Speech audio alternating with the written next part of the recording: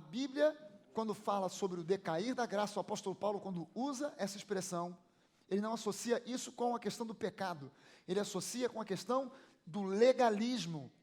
E ele diz que aqueles que querem se justificar diante de Deus com o uso da lei, decaíram da graça. Aqueles que tentam se justificar com obras do legalismo, esses decaíram da graça, porque a graça, nós vimos aqui, é um solo mais elevado. Amém? Hoje a gente vai responder uma outra pergunta, que são questões básicas para que eu possa viver a vida superabundante que Deus tem para a minha vida. O que significa o genuíno arrependimento? O que quer dizer genuinamente arrependimento? Há pessoas que vivem uma vida miserável, que vivem uma vida infeliz, porque só vivem focadas na questão do pecado e do arrependimento. Vivem andando com cara de arrependidos. Isso é a alegria do Senhor, eu estou alegre. Está alegre por dentro. Por fora esse miserê, mas por dentro eu estou me esbudegando de rir. Não. A alegria do Senhor, ela para ser presente na nossa vida, nós temos que entender o que é o genuíno arrependimento. Amém, gente? Vamos começar definindo o que é a palavra arrependimento no Novo Testamento. O Novo Testamento, ele está escrito originalmente em grego, embora eu creia que algumas porções do Novo Testamento foram escritas em hebraico, como é o caso do Evangelho de Mateus, mas, para todos os efeitos, o que a gente conhece do Antigo Testamento, do Novo Testamento, ele foi escrito em grego, e a palavra grega, que é traduzida como arrependimento na nossa Bíblia, é metanoia. Metanoia, essa palavra, o Bené adora essa palavra. Pastor Bené, é metanoia para lá, metanoia para cá, tudo para ele é metanoia, não confunda metanoia com paranoia. Porque paranoia é doença da cabeça, e metanoia é saúde na cabeça. Meta, mudança, noia, mente, mudança de mente. Arrependimento no contexto do Novo Testamento não é remorso. A igreja passou a associar que arrependimento e remorso são a mesma coisa. E biblicamente falando, a palavra arrependimento, ela no original não tem nada a ver essencialmente com o remorso, mas com mudança de mentalidade, com mudança de mente. Uma mudança de mente conduz à mudança de atitudes.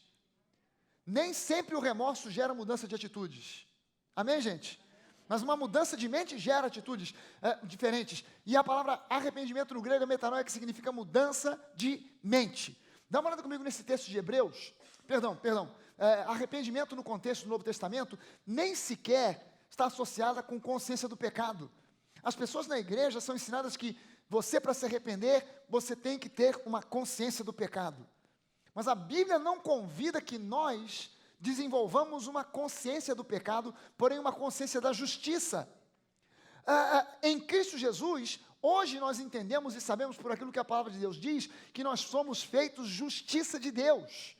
Então a mentalidade que Deus quer que a gente desenvolva não é a mentalidade do miserê, eu sou um desgraçado, infeliz, um pobre miserento que precisa.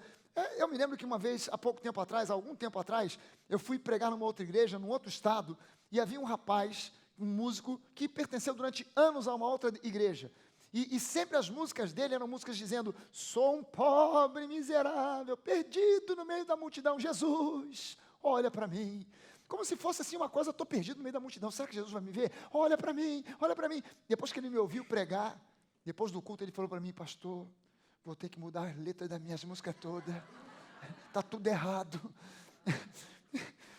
Porque a mentalidade que a gente às vezes é ensinado é de que arrependimento é remorso, é concluir que você conscientemente chegou à conclusão de que você é um miserável, um verme que não vale nada, mas essa é a consciência do pecado, e o que a Bíblia espera de nós é que a gente desenvolva uma mentalidade, a mentalidade da justiça. Diga assim: em Cristo Jesus, eu fui feito justiça de Deus. Aleluia, amém. Hebreus 10, os versículos 1 e 2, diz assim para nós: ora, visto que a lei tem sombra dos bens vindouros, não a imagem real das coisas, nunca jamais pode tornar perfeitos os ofertantes com os mesmos sacrifícios que ano após ano perpetuamente se oferecem. De outra sorte, se não fosse assim, se esses sacrifícios fossem perfeitos, não teriam cessado de ser oferecidos, porquanto os que prestam culto, tendo sido purificados uma vez por todas, não mais teriam consciência de pecados. Esse versículo aqui, deixa eu esclarecer para você uma coisa. A Bíblia original está escrita em hebraico, Antigo Testamento, grego, Novo Testamento. Porém, a Bíblia no original não tem pontuação. O hebraico antigo e o grego antigo não tem ponto. A Bíblia está escrita, parece uma metralhadora. É tudo direto. Não tem vírgula, não tem ponto de exclamação, não tem ponto de interrogação. Você conclui essa pontuação de acordo com a linguagem, com o contexto, etc. e tal. Eu coloquei esse versículo 2 com uma outra pontuação. E eu vou escrever para a Sociedade Bíblica sugerindo essa nova pontuação, porque o texto é sagrado, a pontuação é dos homens. Amém?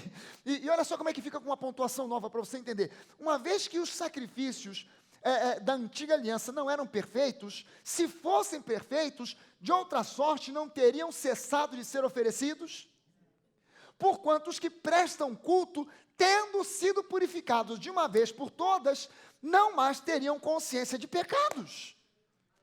Você entende que o que o escritor aos Hebreus está dizendo para nós é que se nós entendemos e tomamos a consciência de que o sacrifício de Jesus é total, pleno e definitivo, nós não podemos mais cultivar a consciência do pecado, nós precisamos cultivar a consciência da justiça. Amém? Nós precisamos cultivar a mentalidade. Quanto mais consciência do pecado eu tenho, mais eu sofro, mais eu me deprimo, mais eu vou para baixo, mais o diabo me alcança e me arrasta para o pecado novamente. Quanto mais eu desenvolvo a mentalidade da justiça, mais semelhante a Jesus eu me torno, e menos chance eu tenho de pecar. Amém? Qual é o versículo mais importante do Novo Testamento a respeito da nossa nova condição em Cristo? Somos novas criaturas, justiça de Deus, transformados da água para o vinho. Qual é o versículo mais importante sobre a nova criatura? 1 João 4,17. Segundo ele nós somos nesse mundo. Jesus é santo, então nós somos. Ele é justo, nós também somos justiça de Deus. Segundo ele nós somos. Então o meu foco não é o pecado, o diabo, o inferno, é Jesus. Amém? Quanto mais nele eu foco, mais vitória eu tenho.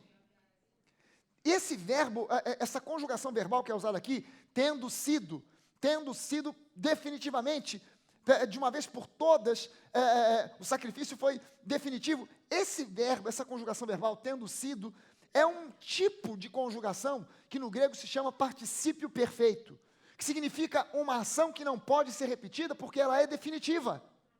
Eu sei que você não entendeu bolhufas da teoria, vou te explicar na prática. Se eu disser para você usar um verbo, se eu disser para você, choveu, aquela chuva que eu disse que choveu, pode chover de novo? Pode até chover outra chuva, aquela não, porque aquela é uma ação perfeita, aconteceu e não pode ser repetida. Amém? O sacrifício de Jesus é isso. Ele é excitado no particípio perfeito. É uma ação definitiva, perfeita, que não pode ser repetida, porque ela foi dada a nós de forma... Por isso você e eu não precisamos mais sacrificar animais.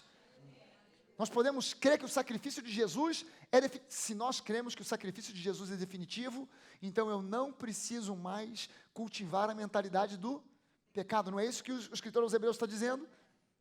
Se eu creio que o sacrifício é definitivo, eu não mais cultivo a mentalidade do pecado. Eu foco em Jesus e eu entendo como Ele eu sou nesse mundo.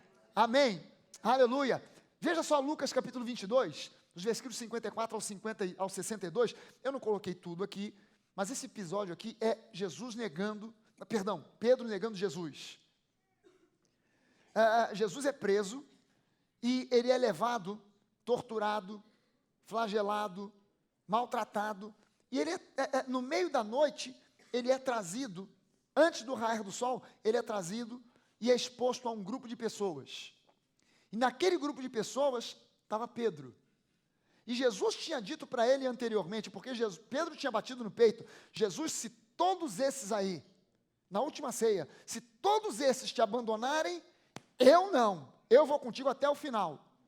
E na hora H, Jesus disse, Pedro, você ainda hoje vai me negar 3 vezes, antes do galo cantar. E nós imaginamos, porque conhecemos a cena e a passagem, que Pedro se arrependeu quando ele ouviu o galo cantar. Mas eu vou mostrar para você o que a Bíblia diz a esse respeito.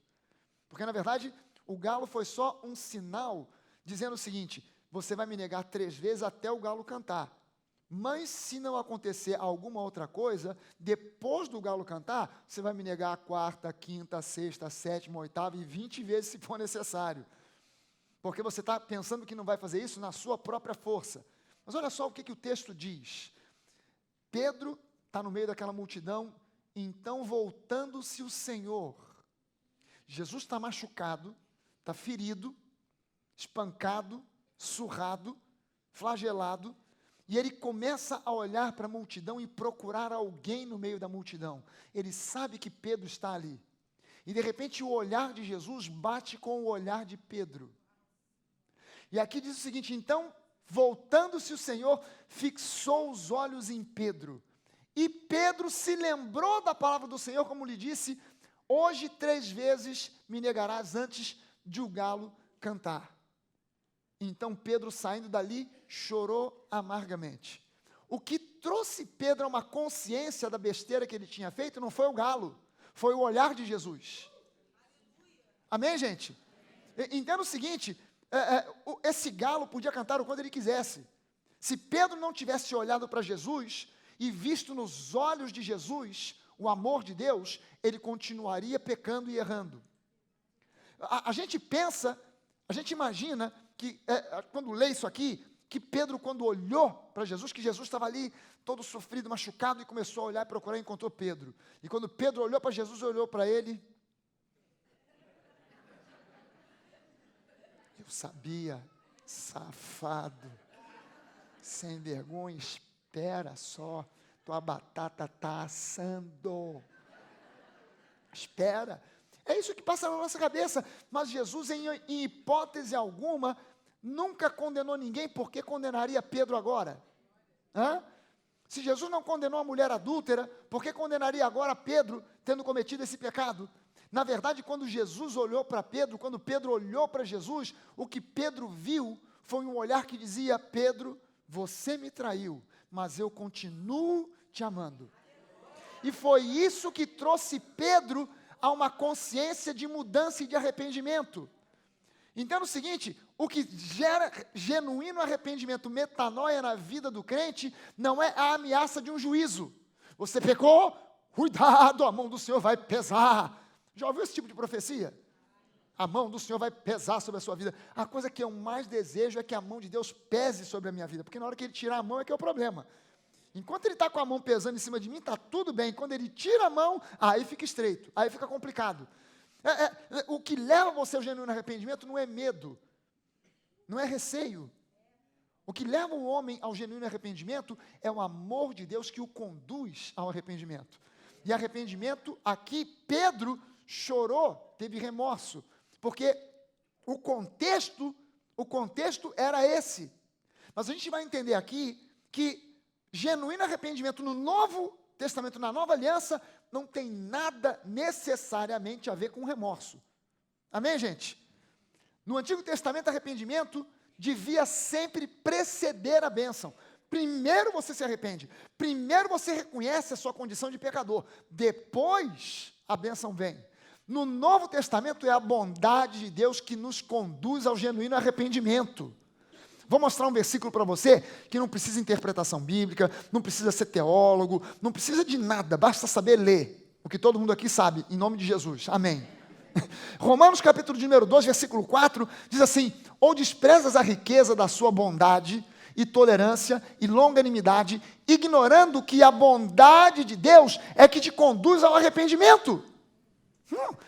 O que te conduz ao arrependimento não é você, realmente parei, analisei e vi, eu não valho nada, preciso mudar, realmente, Deus, olha, estou tomando consciência, calma aí, já vou falar contigo, calma, você está vendo, você entendeu? Você não vale nada, não é uma análise sua que chega a essa conclusão, é o amor de Deus que te conduz, é a bondade dEle, a tolerância dEle, é a bondade e o amor dEle que te conduz para o arrependimento, nem o teu arrependimento vem de você.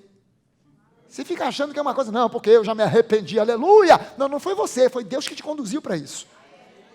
Você acha que está aqui por um acaso? Você não está aqui por um acaso. Você está aqui porque Deus te conduziu. Ele não te deu uma chave de braço, mas Ele veio te trazendo. Você sem saber foi sendo só Como é que é? Nova? Entrei. Foi o olhar de Jesus para Pedro que o fez mudar. Um olhar que dizia: Pedro, você me traiu, mas eu ainda continuo te amando. Amém, gente? Mas veja só o seguinte: metanoia nem sempre envolve remorso e tristeza.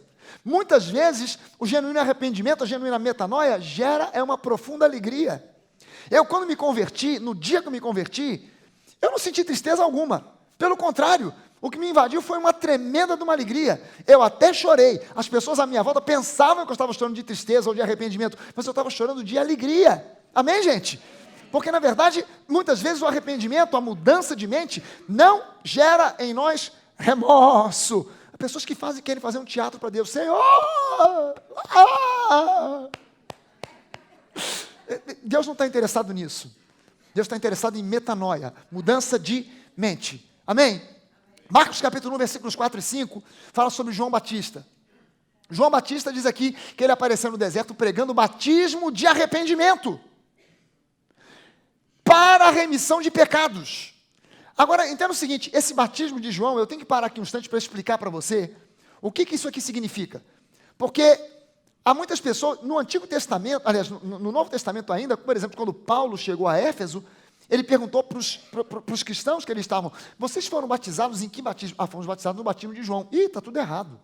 O que é o batismo de João? Era batismo para arrependimento. O nosso batismo não é batismo, o batismo da Nova Aliança não é para arrependimento. É em função do arrependimento que já aconteceu. O batismo de João era para arrependimento. O nosso é para sepultar a velha criatura. Amém? Mas o batismo que João pregava, por que João pregava esse batismo para arrependimento? Porque essa era uma prática da antiga aliança. Deixa eu explicar o contexto histórico para você. Se você for a Israel, algum dia, já tem pessoas me cobrando em uma excursão da Nova a Israel. Pastor Fragari de guia. Agora tu vê se eu vou parar para ficar de guia para você.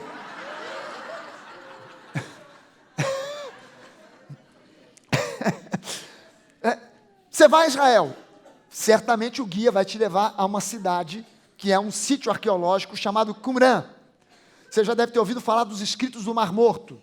Os papiros do Mar Morto foram encontrados nesse lugar, nessa cidade, é uma cidade arqueológica chamada Qumran. E lá em Qumran vivia uma comunidade chamada comunidade dos essênios. Os essênios não são citados na Bíblia, mas a história de Israel conhece bem os essênios. Quem eram os essênios? Os essênios, eles eram um grupo que se separou dos fariseus. Eles, quando viram que os fariseus, que inicialmente se propunham a estudar a palavra, estudar a lei, conhecer a lei e praticar a lei, quando eles viram que os fariseus eram hipócritas, como Jesus mais tarde veio a denunciar, eles se separaram dos fariseus, saíram da cidade e foram morar no deserto e passaram a viver uma vida extremamente disciplinada, só em oração e leitura da palavra. Esses homens viviam nessa comunidade onde havia uma regra de vida muito disciplinada. Eles acordavam cedo e eles faziam cópias das escrituras, faziam um diário do dia a dia dele, o que eles comiam, como eram as horas das orações, o que tinha acontecido, quem tinha saído, quem tinha chegado. E lá foi encontrado, por exemplo, várias porções do Novo Testamento, e inclusive uma porção, o livro de Isaías inteiro, exatamente como é o nosso livro de Isaías, o que prova que a palavra de Deus ao longo do tempo não foi sendo alterada por escritores que foram perdendo a noção das coisas. E João Batista, muitos creem que João Batista, provavelmente, se não era um essênio, conviveu com os essênios durante muito tempo, porque ele vem do deserto, que era onde ficava a comunidade dos essênios, e o estilo de vida dele, um estilo de vida muito rústico, só se alimentando de mel silvestre e gafanhotos, uma dieta bem saudável, porém não exatamente a mais deliciosa, mas, enfim, ele vivia esse estilo de vida, e ele chega pregando o batismo para arrependimento. E o batismo para arrependimento era uma prática dos essênios. Os essênios da comunidade de Qumran, se você for lá, você vai encontrar um poço, que parece um poço de coleta de água da chuva, mas que tem uma escada. E essa escada, esse poço, chama-se um mikveh, ou mikvah. O mikveh, ou mikvah, era esse poço, uma espécie de uma jacuzzi, na época de Jesus. Esse poço era cheio de água da chuva, e todos os dias, de manhã, a primeira coisa que os essênios faziam era ir até o mikveh, entrar naquela água fria, tomar um banho ritual, fazer um batismo. A palavra batismo significa imergir, submergir. Eles se mergulhavam naquela água, fazendo um batismo, um banho ritual. Não era um banho de higiene, era um banho ritual, significando a limpeza de todas as impurezas do dia anterior.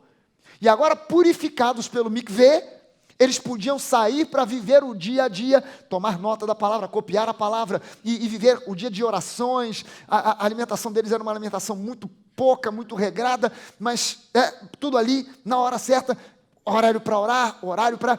E esses homens, eles praticavam esse mikvê, esse batismo, que significava purificação, e eles se basearam nisso em função de Levítico, porque fala da purificação de Abraão, a purificação...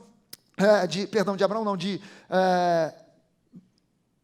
Arão, de Arão virou Abraão, a purificação de Arão, que antes de ser feito como sumo sacerdote, teve que passar por um mikvê, e eles trouxeram essa prática, então era uma prática dos essênios, e João Batista, ele prega batismo para arrependimento. Você entende que hoje, depois da morte, do sacrifício de Jesus, não tem arrependimento no mundo que possa purificar você dos pecados? Que só o sangue de Jesus pode fazer isso?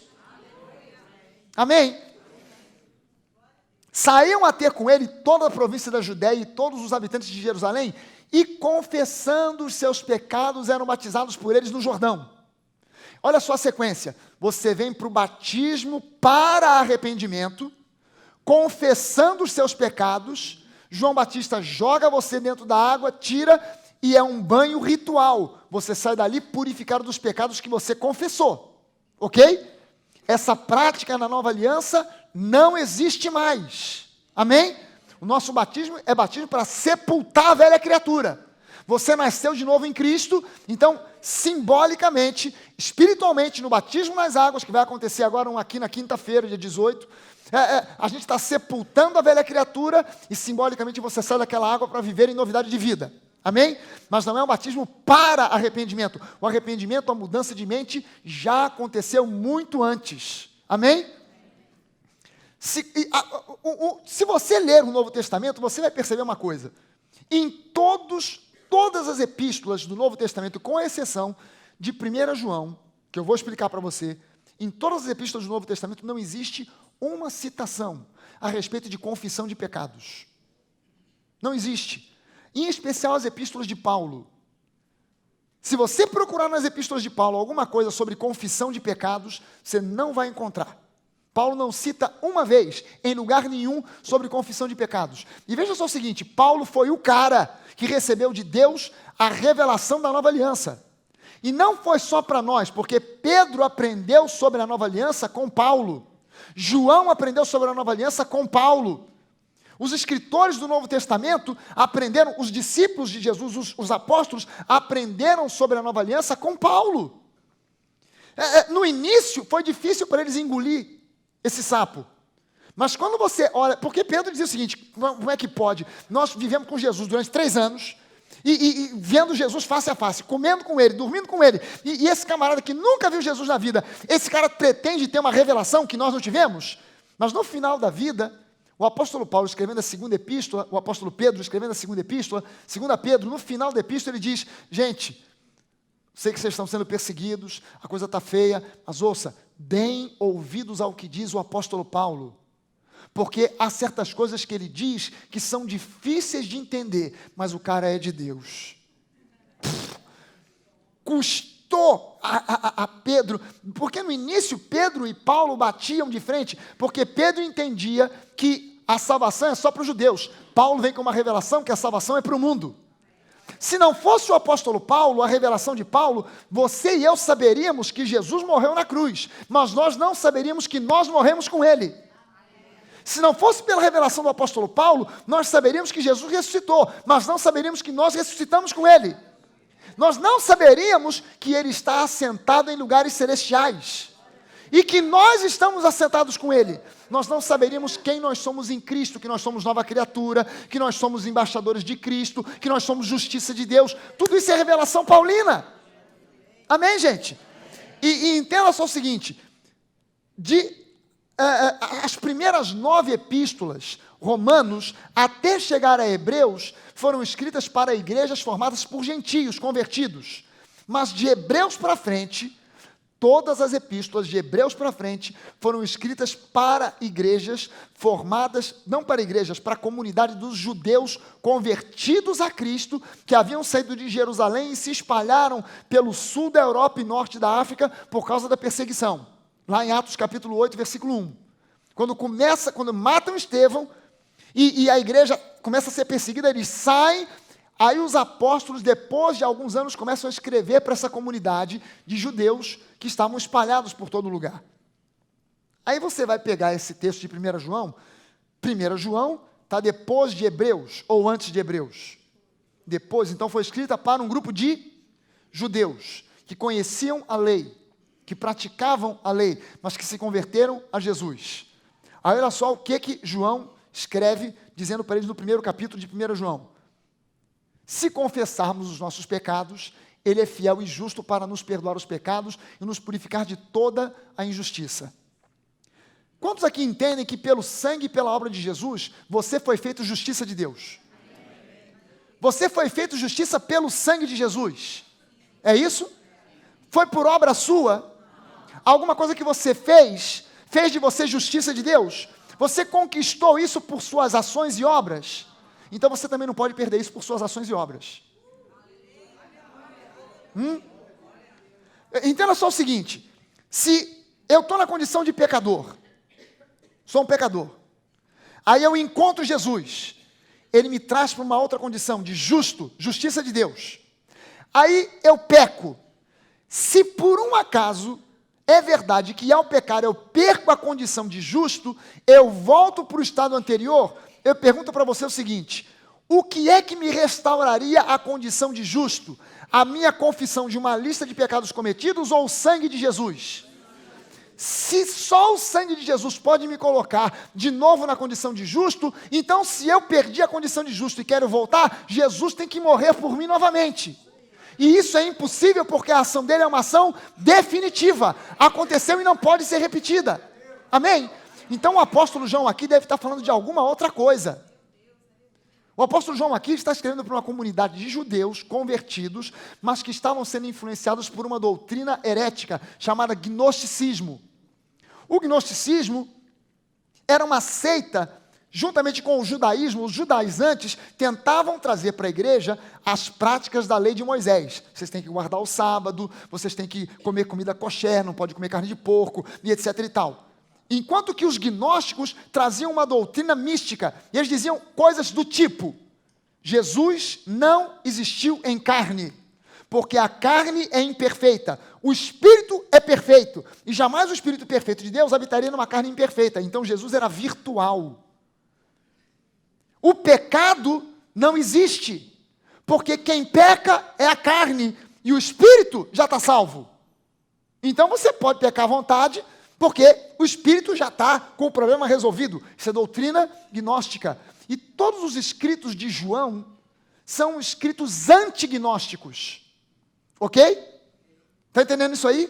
Todos os escritos de João, o Evangelho de João, 1ª, 2ª, 3ª João, com exceção do Apocalipse, todos os outros 4 escritos de João são escritos antignósticos, para combater essa heresia. Por isso é que João diz o seguinte: aquilo que os nossos olhos viram, nossas mãos apalparam. Jesus não era virtual, ele era de carne e osso. Eu palpei, eu vi, eu recostei a minha cabeça no colo dele. Jesus morreu, mas se Jesus era virtual, ele não morreu. Se ele não morreu, não foi sepultado. Se não foi sepultado, não ressuscitou. Se não há ressurreição, nós somos os mais infelizes dos homens, porque estamos acreditando numa farsa. E João escreve: não, a ressurreição é real, Jesus voltará. São escritos antignósticos. Amém? Então, a 1 João, isso aí que eu estou falando para você, pode ser até uma novidade para você, mas qualquer estudante de seminário sabe que os escritos de João são escritos antignósticos. Qualquer estudante de seminário sabe isso. Amém, gente? Pode ser uma novidade para você, mas quem já passou por um seminário sabe disso. E essa epístola de 1 João é uma epístola antignóstica. Ou seja, o primeiro capítulo de João não foi escrito para os santos, mas para os gnósticos. Então, quem eram essa turma? Quem eram os gnósticos? Judeus que um dia se converteram a Jesus, mas que de repente começaram a bolar uma heresia e se desviaram do caminho da verdade. Ok? Esses homens conheciam práticas como confissão de pecados, mikvá, batismo para arrependimento. Então o apóstolo João, ele escreve para eles o seguinte: se nós confessarmos os nossos pecados, ele é fiel e justo para nos perdoar todos os pecados e nos purificar de toda injustiça. Se dissermos que não temos cometido pecado, como os gnósticos diziam, não, pecado não existe. O pecado é uma coisa só da carne, o espírito já está salvo, o pecado não existe. Se nós dissermos que não temos cometido pecado, fazemos-lo mentiroso e a sua palavra não está em nós. O problema disso aqui, a igreja puxa para os santos, porque o apóstolo João usa os termos todos num aditivo, nós. Se nós confessarmos, se nós dissermos, mas entenda só o seguinte, pode passar aqui o próximo slide. Acorda tu que dormes. Esses versículos não foram escritos para os salvos, mas para os judeus gnósticos. Amém, gente? O verbo confessar está no plural só pelo seguinte, porque esses falsos mestres eram judeus, assim como João era judeu. Então é como se eu estivesse escrevendo para você uma carta, você estivesse longe do Brasil, e eu estivesse escrevendo para você dizendo, nós brasileiros temos a mania de fazer assim, assim, assado. Não quer dizer que eu também tenho essa mania, ok? Nós os brasileiros temos a mania de votar nas pessoas erradas. Não quer dizer que eu estou votando na pessoa errada, ok? Nós brasileiros não sabemos votar. Eu não estou dizendo para você que eu não sei votar. Eu estou me incluindo como um brasileiro. João não estava incluindo aqui os santos, mas os judeus gnósticos. Amém, gente? Quando você vai um pouco mais para frente, quando João fala para os judeus gnósticos, parem de negar que vocês são pecadores, confessem os seus pecados. Eles, os gnósticos, entendiam essa terminologia, porque eles sabiam sobre confissão de pecados, mikvá, batismo de João. Mas o apóstolo João não está escrevendo isso para a igreja, mas para os gnósticos. Amém, gente? Portanto, esses versículos não foram escritos para os salvos, mas para os judeus incrédulos. Quem é salvo aqui, diga amém. Amém. Então veja só o seguinte, vamos para frente. 1 João 2, a linguagem muda. No capítulo 2, a linguagem muda. No primeiro capítulo, leia 1 João em casa e você vê que no capítulo 1, a linguagem é paulada, marreta, paulada, marreta. No capítulo 2 muda. Aí ele começa a escrever para os santos, filhinhos meus. No capítulo 1, ele não cita o termo filhinhos uma vez sequer, mas no capítulo 2 ele começa, filhinhos meus, estas coisas vos escrevo para que vocês não pequem, não entrem na pilha dos gnósticos. Eu escrevo isso aqui para que vocês não pequem. Se todavia alguém pecar, nós só temos um recurso. Confesse, confesse e confesse. Se alguém pecar, nós temos um advogado junto ao Pai, Jesus Cristo, o justo. Ele é a propiciação, não a nossa confissão. Ele, Jesus, é a propiciação pelos nossos pecados, e não somente pelos nossos próprios, mas ainda pelos do mundo inteiro. Agora olha só o versículo 12. O versículo 12 ele diz, filhinhos, eu vos escrevo, porque os vossos pecados são perdoados. Caramba, você está entendendo que isso aqui é completamente conflitante com o que você vê no capítulo 1, se você assumir que o capítulo 1 também é escrito para nós? Porque aqui ele está dizendo, filhinhos, eu vos escrevo porque os vossos pecados são perdoados por causa não da confissão, mas por causa do nome de Jesus. E esse verbo ser aqui, ele funciona no grego como o verbo to be em inglês, que pode ser ou estar. Ser, estar. Ou seja, ele está dizendo, filhinhos, eu vos escrevo porque os vossos pecados estão perdoados. Amém? Se você é um gnóstico, você tem que se virar aí. Mas se você é salvo, os teus pecados estão perdoados por causa do nome de Jesus. Aleluia! Lucas 16, Jesus diz o seguinte, a lei e os profetas vigoraram até João. Até João Batista foi o último dos profetas da antiga aliança. A lei e os profetas vigoraram até João. Desde esse tempo, vem sendo anunciado o evangelho do reino, do evangelho do reino de Deus, e todo homem se esforça por entrar nele. Até João, a lei e os profetas prevaleceram. João foi o último profeta da antiga aliança. Amém? E aí começa uma nova fase. Ele pregava arrependimento para remissão de pecados, como era a prática dos essênios, como era a prática da antiga aliança. Na nova aliança, a história é diferente. Marcos 1, versículos 14 e 15, diz assim: depois de João ter sido preso, foi Jesus para a Galiléia pregando o evangelho de Deus, dizendo: o tempo está cumprido. Que tempo está cumprido? O tempo de Jesus não estava cumprido ainda, porque ele ainda tinha 3 anos pela frente. Isso aqui é no início do ministério de Jesus. O tempo da lei. O tempo da lei está cumprido. João foi o último dos profetas da antiga aliança. O tempo está cumprido e o reino de Deus está próximo. Arrependei-vos e crede no evangelho. Essa palavra arrependei-vos aqui não é tenham remorso. Mudem de mentalidade. A mentalidade de vocês foi até agora baseada na lei de Moisés. Metanoia. Mudem a mentalidade, porque agora é a mentalidade do reino. É outra mentalidade. É uma outra mentalidade. Veja só o seguinte, a mensagem de Jesus era diferente da mensagem de João. Por quê? Porque arrependimento na nova aliança é diferente do arrependimento na antiga aliança. São duas coisas diferentes. Na antiga aliança, arrependimento, remorso. Na nova aliança, mudança de mente. Amém? Arrependimento na nova aliança é mudar a sua mente sobre a sua autojustificação. É você abrir mão. Entenda que na nova aliança, pode passar o próximo slide, arrependimento na nova aliança é abrir mão, é desistir de qualquer pretensão de que você possa achar justificação diante de Deus fora de Jesus. Ele é o caminho, Ele é a verdade. Não tem como você encontrar justificação diante de Deus por qualquer outra via que não seja através de Jesus. Ele é o centro da igreja, Ele é o centro do universo, Ele é o centro da sua e da minha vida. Ele é o caminho, não tem uma alternativa. Amém? E eu preciso confiar plenamente nele. A Bíblia nos mostra que a fé que salva é a fé que crê que Deus e somente Deus, Deus e somente Deus justifica o pecador através da obra de Jesus Cristo. Não há ninguém, não tem pastor, não tem padre, não tem sacerdote, não tem pai de santo, não tem santo, não tem ninguém que possa substituir isso aqui, que possa servir de intermediário entre você e Deus. A fé genuína que salva é a fé que crê que Deus e somente Deus justifica o pecador através da obra de Jesus. Amém? Isso em si já é metanoia, já é arrependimento, já é mudança de mente. Como é que pode Jesus salvar alguém que acha que pode resolver o seu próprio problema? Quando você acha que a confissão de pecados resolve o problema, você está dizendo: Jesus, dá um tempo aí, segura aí que agora eu vou resolver, deixa comigo que eu resolvo. Senhor, eu fiz isso, eu fiz aquilo outro. Jesus está querendo dizer: calma, Jesus, não me atrapalhe agora, estou conversando com o Pai, faz favor, dá licença, o assunto é sério. Senhor, tu sabes que eu fiz. Como é que Jesus pode salvar e ajudar alguém que pensa que pode resolver o seu próprio problema às suas próprias custas, com a sua própria força?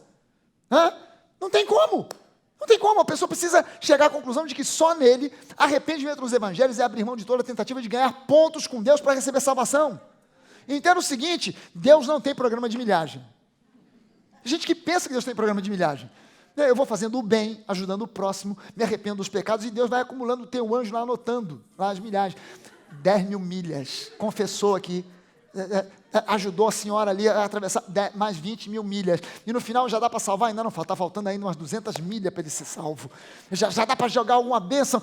Senhor, quantas milhas eu tenho aí no céu, para saber se eu já posso prosperar? Não, Deus não tem programa de pontos de milhagem, amém? Tudo que você recebe de Deus, Ele te dá pela graça, não por pontos acumulados, é pela graça, e você recebe pela fé. Não, você não pode jamais olhar e dizer: Senhor, não sou digno de receber tamanha bênção, porque se eu fosse Deus, então dá de volta. Porque Ele não te dá porque você é digno. Senhor, fui curado, não sou digno de tamanha bênção. Pum, ficou doente na hora, de novo. Interna de novo, porque ele está mal. Porque não é uma questão de dignidade, é uma questão de graça. Deus, pela graça, te dá o que você tem. Ele te cura, Ele te liberta, Ele te abençoa pela graça, não por obras. Deus não faz troca. Você traz uma boa oferta e Deus te dá uma grande bênção. Isso é uma mentira do inferno. Você precisa entender que Deus é um Deus gracioso. As pessoas são ensinadas a se arrepender de tudo, menos da autojustificação. Não entendo isso. Elas são ensinadas nas igrejas a se arrepender de tudo. Arrependa-se do pecado, arrependa-se do adultério, arrependa-se da fornicação. Você, jovem, andou fumando maconha, arrependa-se agora, em nome de Jesus. Então, elas são ensinadas a se arrepender de tudo, menos da autojustificação. Incrível, que é justamente o que a gente precisa. Se há alguma coisa que a gente precisa se arrepender, é de tentar salvar a si próprio. Amém? O próprio ato de confessar pecados é uma tentativa da pessoa fazer a si mesmo justa, ao invés de se render a Cristo e a Cristo somente. Veja só o seguinte, as pessoas não fazem isso de propósito. Eu não quero saber de Jesus, eu mesmo resolvo o meu problema com Deus. Mas inconscientemente, sem saber, elas são induzidas a isso. Não, você precisa confessar os seus pecados, senão não tem perdão para você, senão não tem remédio, senão não tem restauração, não tem conserto para você. E, na verdade, você está tentando resolver o seu próprio problema, deixando Cristo de lado, ao invés de se render a Ele. E você só vai ser liberto da acusação do pecado, você já foi liberto há muito tempo. Mas você só vai ser liberto da acusação e da condenação do pecado quando você se render a Jesus, ao invés de ficar tentando explicar para Deus e contar para Deus o que você fez. Amém, gente? Agora veja só o seguinte, Atos capítulo 8. Atos capítulo 8, versículos 5 e 6... fala sobre Filipe, um dos primeiros diáconos escolhidos na igreja. E diz aqui o seguinte, Filipe, descendo a cidade de Samaria, anunciava-lhes arrependimento de pecados. Não, anunciava-lhes a Cristo. Resultado disso, as multidões atendiam unânimes. Sabe por que tem muita gente, muito pregador, muito candidato a pregador, que vai pregar na rua e não obtém uma alma para Jesus? Você já viu aqueles caras pregando em cima de um caixote? Arrependa-se. Uma vez eu passei ali no Largo da Carioca, dia de calor, meio-dia, aquele sol rachado no centro da cidade. Tinha um cara em frente ao edifício da Avenida Central, montado em cima de um caixote. Camisa branca, gravata preta, calça preta, sapato preto, raspou a cabeça toda, parecia uma cobra, em cima daquele caixote, sem um megafone, sem um microfone, só no gogó. E o cara tinha uma voz, hein? E o cara lá de cima, ele com a mão aqui, ele só dizia assim, você está achando que está calor? Aí eu já dei uma meia trava, eu comecei a andar devagar, falei, quero ouvir o que esse cara vai falar. Diminui o passo e foi ouvindo, no inferno é pior. Aí eu falei, meu Deus, o que esse cara está dizendo aqui? Aqui você ainda tem um ar-condicionado, no inferno não tem. E eu fiquei observando aquilo, ainda parei um tempo, eu falei, deixa eu ver quantas pessoas vão atender ao apelo desse cara. Quem quer aceitar Jesus aqui para se livrar do inferno? Não veio uma alma. As pessoas preferiam ir para o inferno do que atender aquele infeliz. Porque o que ele estava pregando era arrependimento para salvação, ao invés de pregar a Cristo. Se ele tivesse pregado a Cristo, o Largo da Carioca todo tinha se convertido. Talvez, quem sabe, tinha havido um avivamento no Largo da Carioca, você tinha notícia de hoje. Você lembra do avivamento do Largo da Carioca? Eu estava lá. As multidões atendiam unânimes as coisas que Filipe dizia, ouvindo-as e vendo os sinais que ele operava. Estes sinais hão de acompanhar os que pregam arrependimento. Não, esses sinais vão acompanhar os que creem. Os que creem. Aleluia. No Antigo Testamento, por exemplo, Jonas pregou arrependimento. Ele foi a Nínive. Olha aí o seguinte, hein? Se vocês não se arrependerem, daqui a 3 dias Deus vai destruir a cidade. Uma mensagem extremamente graciosa, reconfortante. Uma mensagem que trouxe uma paz tremenda ao coração de quem ouve. Deus vai passar o rodo geral. Oh, que paz eu estou sentindo. Que mensagem de graça e bênção. Deus está ameaçando vir com a foice na mão e decepar as cabeças de todo mundo. Aleluia, que paz interior. Mas essa era a mensagem da antiga aliança. Ou você se converte, ou você se arrepende, ou então o juízo vem sobre você. A cidade de Nínive nem era uma cidade de judeus, era uma cidade de Síria, e todo mundo na cidade se converteu. Mas se a glória da lei foi grande, maior ainda é a glória da graça. Amém?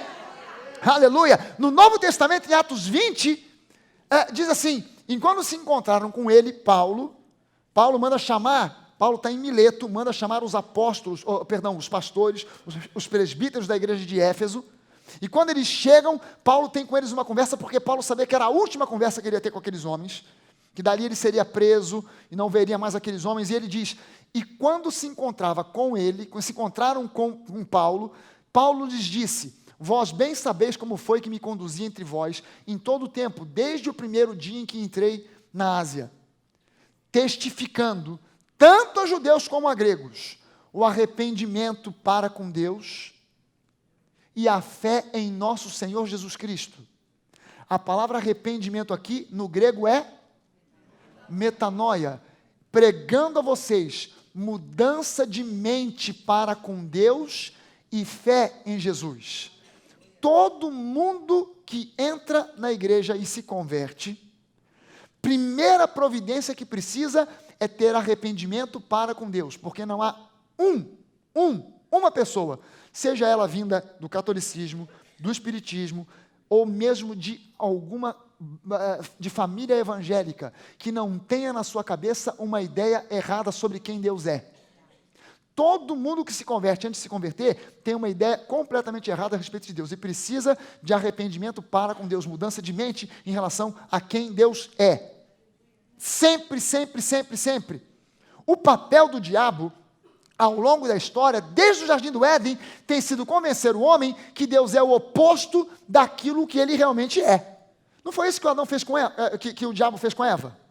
Ele foi lá para Eva e começou, vem cá, foi isso mesmo que Deus disse para não comer? Ah, porque olha só, você pensa que Deus é bom, mas Ele está escondendo alguma coisa de você, porque na hora que você comer dessa árvore, você vai se tornar semelhante a Ele. Eles já eram semelhantes a Deus, eles já tinham a glória de Deus, mas o diabo veio tentar convencer a Eva de que Deus não era aquilo que eles achavam que Deus era.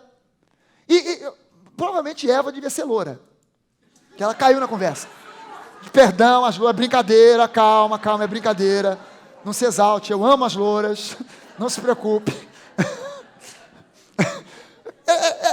O que o diabo tentou fazer? Convencer a Eva de que Deus não era aquilo que eles achavam que Deus era. Amém, gente? Olha, não é bem assim não, esse Deus não é bom como você está pensando. Esse Deus aí, ele enganou vocês, ele deu a vocês uma visão parcial das coisas, mas ele sabe que se você comer dessa árvore, as coisas vão mudar, vocês vão se tornar, então vou comer. E o pecado aconteceu porque o diabo conseguiu convencer o homem de que Deus não era aquilo que Deus realmente é, e todo mundo entra na igreja com uma mentalidade errada sobre Deus. Não sei por que todo mundo que chega na igreja vê a Deus como um velho, de barbas brancas longas, com um cabelo branco muito longo, com um vento batendo assim, esvoaçando o cabelo, e ele está com o dedo apontado, procurando por você para te achar, para te destruir. Jesus é que está na frente, calma, e ele só não te acerta porque ele tem Parkinson, então ele treme. Se eu te pegar, pum, errei, mas eu vou acertar, e Jesus está lá, calma. Da onde você tirou essa mentalidade de que Deus é um velho, barbudo? Porque você entende que o envelhecimento faz parte da maldição do Jardim do Éden? Que no céu não tem velho? Você quando chegar no céu, você não vai reconhecer a sua mãe? Porque você está esperando chegar lá e encontrar aquela senhora de cabelo branco, velhinha, meio encurvadinha, e você vai encontrar uma tremenda de uma gata sarada? Porque no céu não é... Se no céu não tem velhice, muito menos Deus é velho. Mas essa é a cabeça que as pessoas entram na igreja. Deus é um Deus severo, Deus é um Deus que pune, Deus é um Deus que está perseguindo o pecador, e cuidado, porque se você fizer, a mão de Deus vai pesar. E essa é a mentalidade errada que é na cabeça das pessoas sobre quem Deus é. Quando a Bíblia me mostra que Deus é bom. Amém, gente? Deus é bom. Quando você entende que Deus deu o seu Filho por nós, aí você começa a entender o verdadeiro caráter de Deus. Gente, eu tenho que ser muito sincero com você. Se eu fosse Deus, o meu filho eu não dava. Eu tenho loucura pelos meus filhos. Eu sou capaz de matar ou morrer por causa deles. Eu faço qualquer coisa, eu sou capaz de abrir mão de qualquer benefício para mim, para que eles tenham todo o benefício. Eu jamais enviaria um filho meu para morrer por um de vocês. É ruim, hein? Se vira. Dá teu jeito. Dá o teu filho, o meu não. E Deus podia ter usado qualquer outro recurso. Na época de Isaías, a Bíblia diz que Deus estava de olho na terra procurando alguém que pudesse enviar. E aí, de repente, Isaías, ele não encontrou ninguém. Aí Isaías disse, Senhor, envia-me a mim. Ok, vou te enviar. Ele podia ter feito a mesma coisa. Estou procurando um homem que seja altruísta, que não seja apegado às coisas materiais, que esteja disposto a dar a própria vida, que vai morrer pela humanidade. Ele podia ter procurado, e ele ia encontrar alguém. Ou ele podia ter enviado um anjo. Quantas vezes anjos se manifestaram em forma corpórea aqui na terra? Anjos se manifestaram a Abraão, não poderiam ele podia ter escalado, Miguel, é contigo mesmo, você vai se manifestar em carne e você vai morrer pela humanidade. Mas na hora que ele teve que mandar alguém, ele mandou um profeta, não mandou um anjo, ele mandou o seu próprio filho. Isso revela o caráter de Deus. Porque Deus é um Deus bom. Amém, gente? Ele é um Deus generoso, bondoso, paciente. Não tem uma vez na vida que você ore a Deus e você começa a orar e Deus é assim, lá vem ele de novo. Não, Deus é um Deus paciente. Deus é um Deus bom, amoroso, perdoador e não um velho ranzinza. Amém, gente? Eu preciso entender quem Deus é. Arrependimento para com Deus. Mudança de mente para com Deus. Não remorso para com Deus. Amém? Atos 2, 36 a 38. Isso aqui é Pedro. Primeiro discurso de Pedro. Primeira pregação de Pedro. Esteja absolutamente certa, pois que toda a casa de Israel, de que este Jesus que vós crucificastes, Deus o fez Senhor e Cristo. Esteja ciente toda a casa de Israel, não todo mundo, porque Pedro achava que a salvação era só para os judeus. O apóstolo Paulo é que trouxe a revelação de que a salvação é para o mundo. Mas Pedro achava que a salvação era só para os judeus. Ouvindo eles estas coisas, compungiu-se-lhes o coração. Remorso. E perguntaram a Pedro e aos demais apóstolos, que faremos, irmãos? Olha a resposta de Pedro. Respondeu-lhes Pedro, arrependei-vos, e cada um de vós seja batizado em nome de Jesus Cristo para a remissão dos vossos pecados, e recebereis o dom do Espírito Santo. Wait a minute. Break. Você está enxergando aqui o batismo de João? Arrependam-se, confessem os pecados, sejam batizados para a remissão de pecados, e aí vocês vão receber o dom do Espírito Santo. Nesse dia aqui, 3.000 pessoas se converteram. Nenhuma delas foi batizada com o Espírito Santo. Pelo menos ali, no episódio. Porque a graça, a lei, tem o seu nível de glória. Aqui, a igreja estava recém-formada. Isso aqui foi em sequência à primeira vinda do Espírito Santo, os 120. Aquelas pessoas olhando e dizendo assim, estão bêbados. Não, isso aqui é o dom do Espírito Santo. Arrependam-se, sejam batizados para a remissão de pecados. O batismo não é para a remissão de pecados. Isso aqui era uma prática da antiga aliança. Você está entendendo que Pedro ainda não tinha uma revelação e um entendimento sobre as práticas da nova aliança? Agora olha só, a fila andou. Aí você vai chegar para frente e você vai encontrar Atos capítulo 10. Em Atos capítulo 10, o mesmo Pedro, agora na casa de Cornélio. Você entende que entre Atos 2 e Atos 10, não foi um período de algumas semanas, mas de alguns anos? Pedro, na sua primeira pregação, pregou exclusivamente para judeus, porque ele achava que a salvação era só para os judeus. Aí Deus manda um anjo, manda uma revelação, um sonho, e diz, Pedro, vai na casa de Cornélio. Não, Senhor, de jeito nenhum. Não, Cornélio é um gentio, ele não é um judeu. Você vai lá e prega lá a palavra da salvação. De jeito nenhum. Deus quase que deu uma chave de braço para Pedro ir até lá. E Pedro foi. Aí ele chega na casa de Cornélio e já chega botando banca, porque ele pensava que a salvação era só para os judeus. Aí ele entra dizendo, vocês bem sabem que não é permitido a um judeu se misturar com gente como vocês. Educação fina. Educado em colégio de freiras suíças.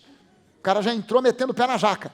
Vocês sabem muito bem que não é lícito a um judeu se misturar com gentios e tal. E ele começa a explicar o plano da salvação. Vós conheceis a palavra que se divulgou por toda a Judeia, tendo começado desde a Galileia, depois do batismo que João pregou. Como Deus ungiu a Jesus de Nazaré com o Espírito Santo e com o poder, o qual mandou por toda parte fazendo bem e curando a todos os enfermos, os oprimidos do diabo, porque Deus era com ele. Aí é uma pregação extensa, mas eu vou pular lá para o versículo 42. E nos mandou, agora olha só, porque aqui Pedro, depois de alguns anos, já tendo um entendimento, uma revelação maior sobre a nova aliança, olha o que ele diz agora na casa de Cornélio. E nos mandou pregar ao povo e testificar que ele é quem foi constituído por Deus, juiz de vivos e de mortos. Dele, todos os profetas dão testemunho de que, por meio do seu nome, todo aquele que confessa os seus pecados Não, todo aquele que nele crê, recebe remissão de pecados. Agora olha só o versículo 44. Ainda Pedro falava estas coisas, quando caiu o Espírito Santo sobre todos os que ouviam a palavra. Pedro não falou sobre arrependimento, não falou sobre batismo para remissão de pecados, ele falou: todo aquele que crê, recebe remissão de pecados. Nesse momento o Espírito Santo aproveitou a brecha, deixa eu me jogar aqui, antes que Pedro fale alguma bobagem. E se derramou e batizou todo mundo, e Pedro ficou de boca aberta. Caramba, está todo mundo falando em línguas. Ou seja, pergunta que eu faço para você agora, presta atenção na pergunta do milhão. Cornélio, sua família e todo mundo que estava na casa de Cornélio, se arrependeram ou não? Sim, não, sim. Sim, não, sim. Sim, não, porque sim, porque não, sim. É claro que sim. Claro que eles se arrependeram. Mudança de mente. Tanto é que o Espírito Santo caiu sobre todos eles, mas eles nem tomaram consciência desse arrependimento, porque não foi remorso, foi uma mudança de mente. Caramba, todo aquele que nele crê, então eu não preciso de fazer obras, não preciso de dar esmolas, eu só preciso de crer. Eu creio. Pumba, o Espírito Santo veio. Amém, gente? Só pelo crer. Agora olha só, Atos 11 vem depois do 10, ok? Chegou ao conhecimento dos apóstolos e dos irmãos que estavam na Judéia, os judeus, que também os gentios haviam recebido a palavra de Deus. Quando Pedro voltou para Jerusalém, os que eram da circuncisão o interrogaram, dizendo: entraste em casa de homens incircuncisos e comestes com eles? Então Pedro passou a fazer-lhes uma exposição por ordem, dizendo: gente, não foi nada disso. Eu não fui porque eu quis. Deus me levou através de um sonho, de uma visão, eu tive que ir. E sabe o que aconteceu? O pior. Versículo 17. Pois se Deus lhes concedeu o mesmo dom que a nós nos outorgou quando cremos no Senhor Jesus, quem era eu para que pudesse resistir a Deus? Ele explicou para os outros apóstolos. Aí olha só, ouvindo eles estas coisas, apaziguaram-se e glorificaram a Deus, dizendo: logo, também aos gentios foi por Deus concedido o arrependimento para vida. Arrependimento, mudança de mente para viver a vida abundante.